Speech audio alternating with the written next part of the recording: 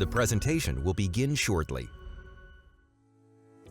Hey, I'm Fallon Klug, and I'm the Director of Operations at That Sounds Fun Podcast Network. So the podcast network started in 2020, and we've served over 50 podcasts on our network in different capacities.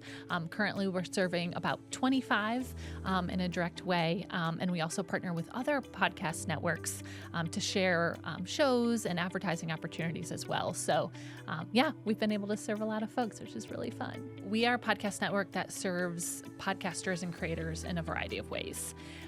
We like to think of ourselves as a boutique podcast network. So not only do we offer advertising and monetization for creators to make money from their podcasts, but we also offer additional services like branding and graphic design and production and packaging. We do show audits. So if a podcast comes to us and says, hey, we have a show, but we need some professionals to look at it and let us know what we're doing right, what we're doing wrong, or some ideas of growth, we can conduct those show audits for them.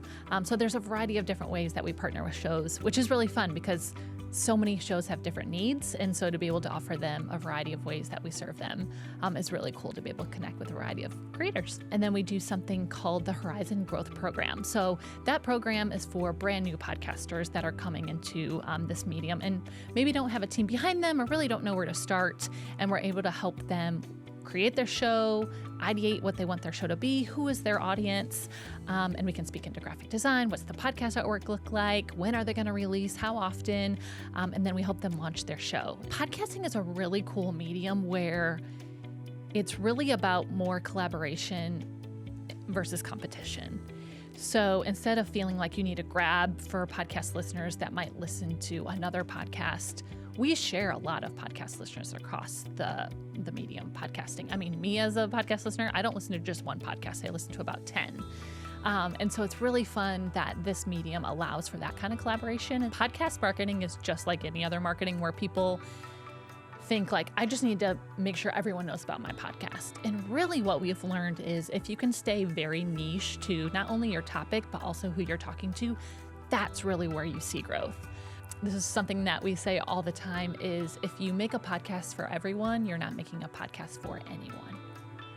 And we say that because it's true. If you just put your content out there and it's like, this is for everyone, it's going to get diluted. There's probably another podcast out there that will serve that listener maybe better. And so to be able to go to these niche segments and say, this podcast is just for you because of this, that's when the listener really is intrigued. They're pulled in, they listen to your content, they become a fan, and then by word of mouth, they're telling their friends who also fit their niche, this podcast is for you too.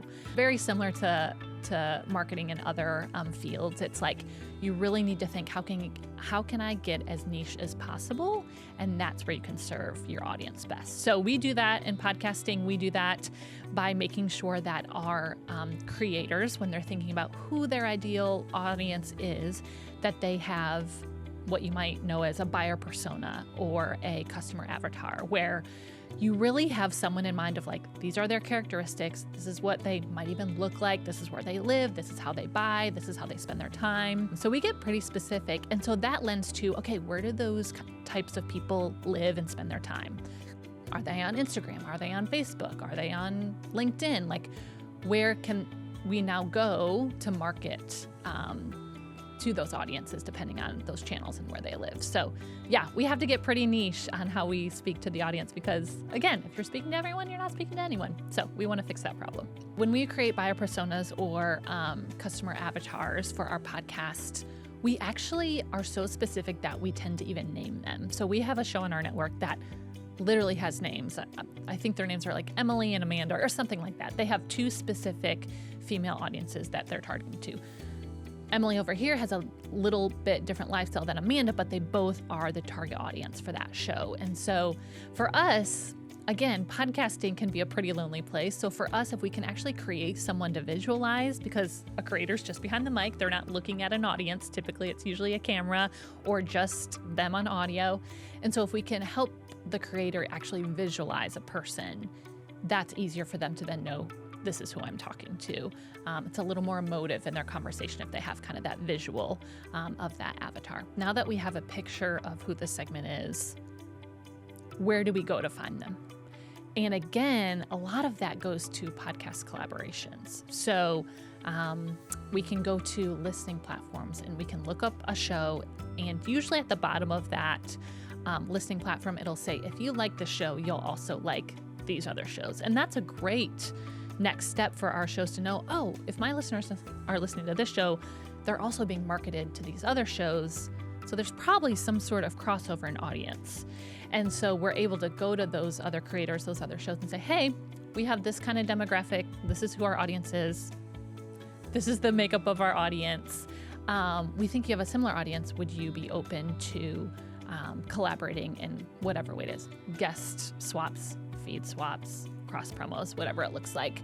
And I think when it comes to like the content of what we're actually delivering the listener, it all comes down to how are you packaging it. So your podcast artwork, how is it going to pull your listener in? Is your podcast more happy-go-lucky? Well, you probably want to use bright colors and you want to maybe have your face on it where you're smiling. Or if it's a little more serious, maybe you don't need your face on it, but maybe you're going to use calmer colors to bring that listener in. Is your podcast artwork matching the description of your podcast? We want to make sure that there's an overall tone of how you're creating that podcast. So at the end of the day, the podcast is created to make your listeners feel something, learn something, better themselves, be entertained. So by looking at your artwork, your titling, your description, we want to make sure that the end goal is that it's meeting that listener's needs. We always tell our shows to be very listener-centric. Yes, the show is about you in the regard that you're the host, but the content that you're actually putting out always needs to be listener-centric. How are you continually serving your listener? And making sure that the minute that listener comes into your show, whether it's because they loved your podcast artwork or they loved the title or the description really felt like it was for them, that you're making good on that promise on visually and in the words that you're writing, that it feels to the listener like, oh, I made the right decision. This is going to be worth my time. So that's a way we kind of the packaging can help decide who those audiences are that we go to and how we speak to them and market to them. For podcasting specifically, it's really interesting. They did a podcast marketing trends report recently came out. A guy named Jeremy Enns, he's an amazing podcast marketer out there, and he put together a report that kind of shares how are people finding growth in podcasting. It's pretty easy to start a podcast. It's really hard to grow one. There's tons of podcasts out there. I think this year, back in August, they said that 9,000 new podcasts were released. I mean, that is a lot of supply for maybe not as much demand. And so how do you make sure that your podcast stands out? And so in one of the reports, Jeremy shares that it might feel counterintuitive, but platforms like social media, where you're talking to a variety of audiences, and strategies like paid advertising on those social media platforms is actually one of the bottom or last avenues or channels of marketing that podcasters use. Instead, they really focus on their packaging. So thinking about product first. How can my product be created, packaged? How can it be like top-notch? The content that I'm putting out is continually going to serve my listener. How can that be so good that the marketing kind of does the job for itself? You know, like it tends to, like word of mouth is one of the ways that podcasts get the word out about their show. You know, if I'm a podcast listener and I love a show, one of the ways I'm going to share about that isn't necessarily to post on my social media about it. I'm going to call a friend and be like, oh my gosh, I just listened to this podcast that I love. You're going to be obsessed with it too. You should check it out. And so being able to make sure that whatever product you're giving the listener, it's so good that they just want to talk about it. That's all they want to do is talk about it. And so just knowing that has been helpful for our creators, instead of feeling like, well, I need to really make sure I budget out paid advertising and I need to make sure I have money for whatever other, like what seems to be like straight advertising strategies. Going back to actually what is the product and is it good is where a lot of creators find their growth. And so that's what we like to focus on here at the network, is making sure whatever we're putting out, whatever shows we're putting out, that our creators feel like this is the best product I can give. And, you know, whatever niche segment this podcast is for, they'll come because the product is at that point, hopefully irresistible. So if you're interested in learning more about That Sounds Fun Network, please check out our website, thatsoundsfunnetwork.com. It shares about what shows are on our network, who's on our team, and just the different services we offer podcasts. And if you want to reach us directly, you can email us at info@thatsoundsfunnetwork.com. And we'd love to hear from you.